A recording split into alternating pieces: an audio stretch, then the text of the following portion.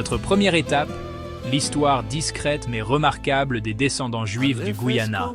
La première présence juive au Guyana est apparue au milieu des années 1600, lorsque des juifs séfarades, fuyant la persécution de l'Espagne et du Portugal, ont trouvé refuge sous la domination néerlandaise.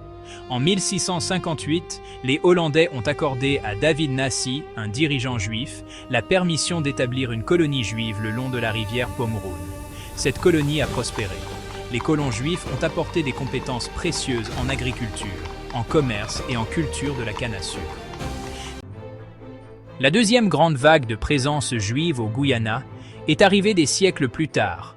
Au cours des années 1800 et au début des années 1900, le Guyana, alors la Guyane britannique, est devenu une partie d'un empire britannique beaucoup plus vaste qui s'étendait profondément au Moyen-Orient. Cela a permis aux familles juives d'Irak, du Levant, de Syrie et du Liban d'arriver en tant que marchands. Bien que souvent désignées à tort comme arabes ou syriens, ces familles étaient juives. Pourtant, des traces d'ascendance juive se retrouvent parmi des familles dont les grands-parents et arrière-grands-parents sont arrivés en tant que marchands, réfugiés ou premiers colons.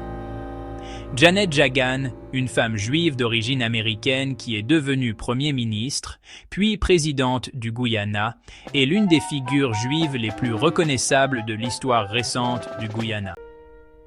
L'histoire juive du Guyana, bien que modeste, est significative. Elle comprend l'une des premières colonies séfarades de l'hémisphère occidental. Un exemple rare de migration juive Mizrahi vers la région des Caraïbes. Une communauté qui a survécu non pas par des institutions, mais par la mémoire familiale et une identité métissée. C'est un autre rappel que la maison de Joseph, dispersée à travers les continents et les siècles, a laissé des traces dans des endroits où beaucoup ne s'y attendraient jamais.